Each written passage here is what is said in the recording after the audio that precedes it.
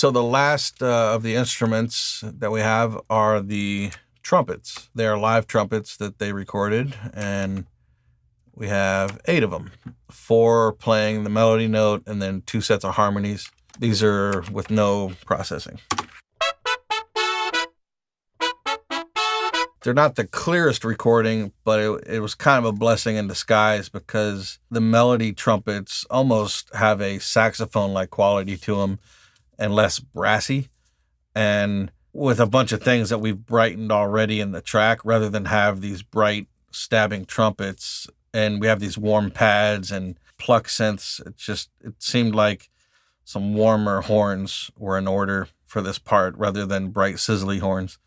So I kind of just put the BX Console E across all of them and EQ'd them based on the notes they were playing. Let's see, the melody note, all 4 of these are the same. We have 2 panned hard left and right and 2 panned a little inward. Added a shelf at 9K, pulled out a little bit of 3K, pulled out a little bit of 1.2K, and we're adding a little bit of warmth down at 200. And as well, we are doing a little bit of compression, pretty low ratio, 2-to-1, pretty fast release. Threshold, you'll see with the meter, it's kind of just tapping on the horns. And the mix knob is fairly low. We're at 30, probably 36, 37%. So the compressor, it's parallel, just a little bit of it, and it's just kind of helping dynamically control them a little bit. But because it's parallel, we're also getting the benefit of the uncompressed signal as well. So let's hear these before and after.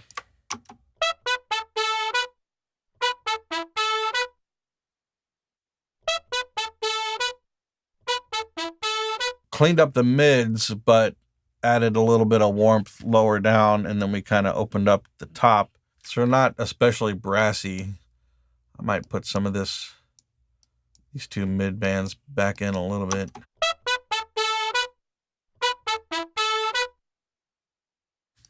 And then our harmony.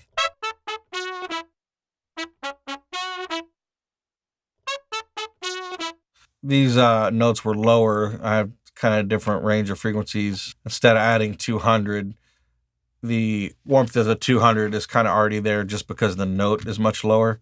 Didn't really need to add it. Instead, taking out some bass frequencies. Now we have 100 on our mix for the compression. Let's see how hard that's hitting.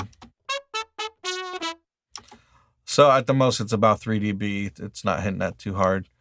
And a little bit of sizzle added on these. So those mix with the melody. And then finally, we have our super high. So on those, adding a little over 10K, adding a little bit of 3K, pulling out some 250. Actually, no compression on this one.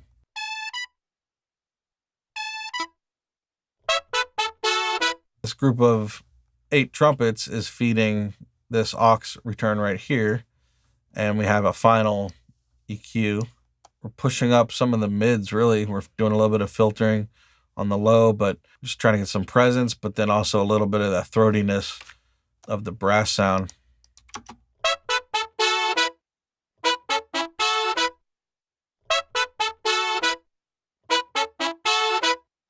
You can see how it kind of gets thicker, but not bass thicker. It's just more mids. And then finally, we are feeding this Lexicon 224 in the chamber preset. A little bit of pre-delay going on a chamber here.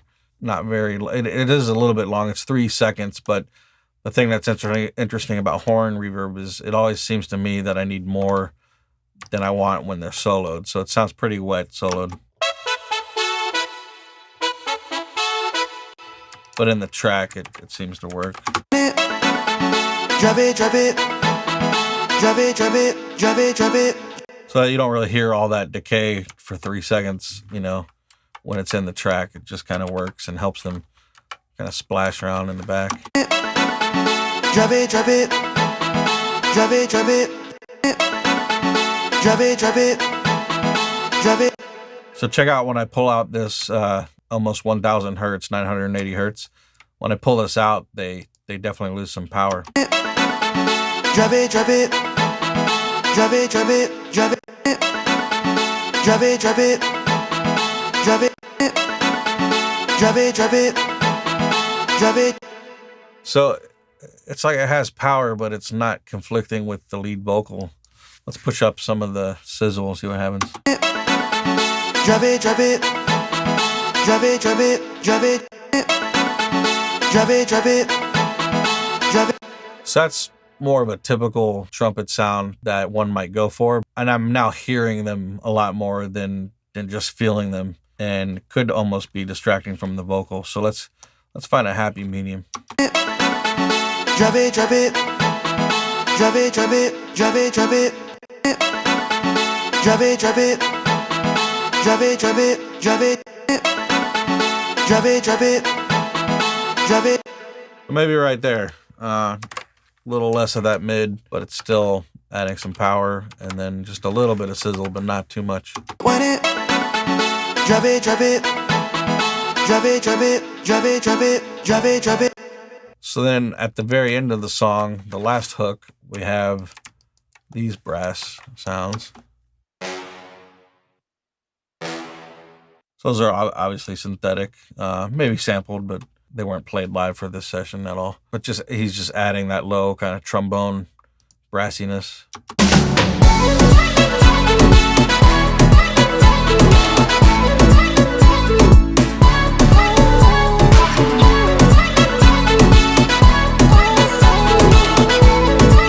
So now these, I don't have any problem with them being brassy and bitey, because they're coming from the back so much.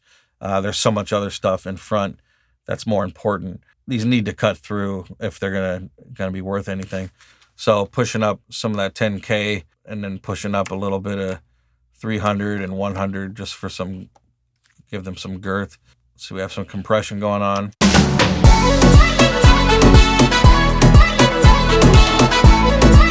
Pretty much 6 dB of gain reduction, 100% on the mix. Pretty high ratio, 5 dB.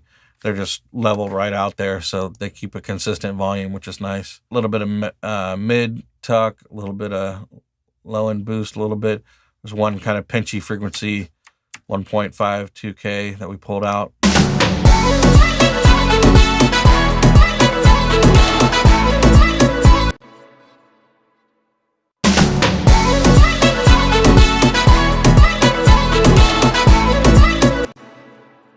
So with this EQ, we just kind of tailors them to fit in the mix behind all the stuff that has plenty of mid-range. They don't really need it. And then a little bit of old-fashioned Waves S1 stereo imager just to widen them. You know, it's just big brassy sound from the sides. We got the vocal sample taking up most of the space in the middle and all the drums.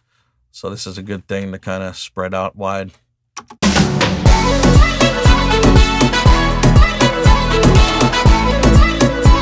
You really hear where it just all of a sudden pops through when you click the bypass.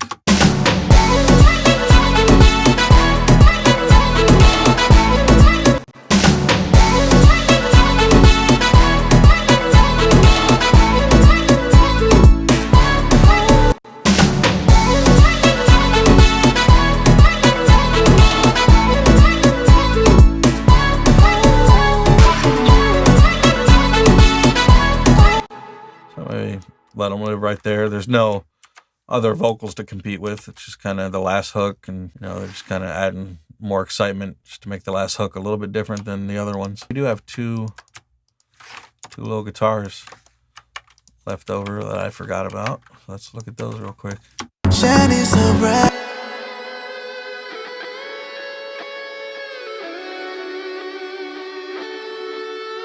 So these are lead guitars before the final hook and final drop, and they're not very loud. Let's hear them in the mix.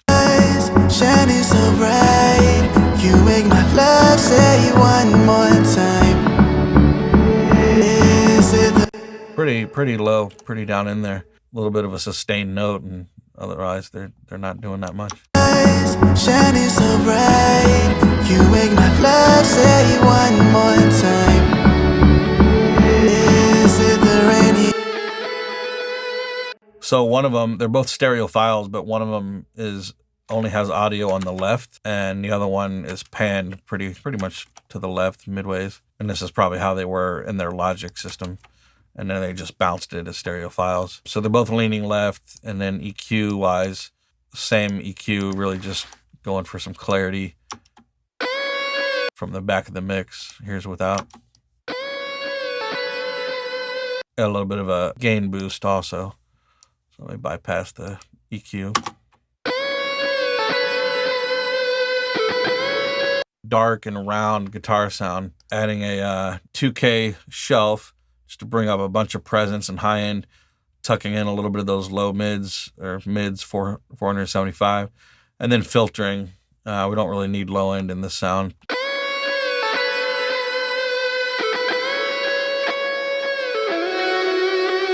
So that shelf is drastically altering the sound, just making it a much more clear sound. But in a lot of cases, when you do a big EQ move like this, you'll find it accentuates some areas too much.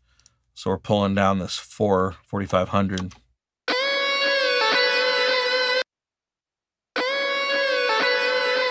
We're getting the benefit of the rise of these frequencies and then a lot more of these frequencies, but we're curtailing this area here. So without both of these, it's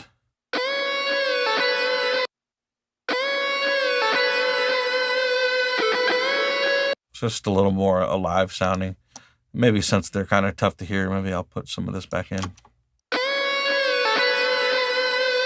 Let's find a good volume for those.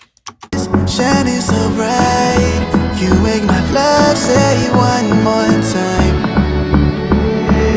Is it the rainy? We'll keep them kind of low still, but we hear them a little bit more with that EQ adjustment, but they're probably low on purpose.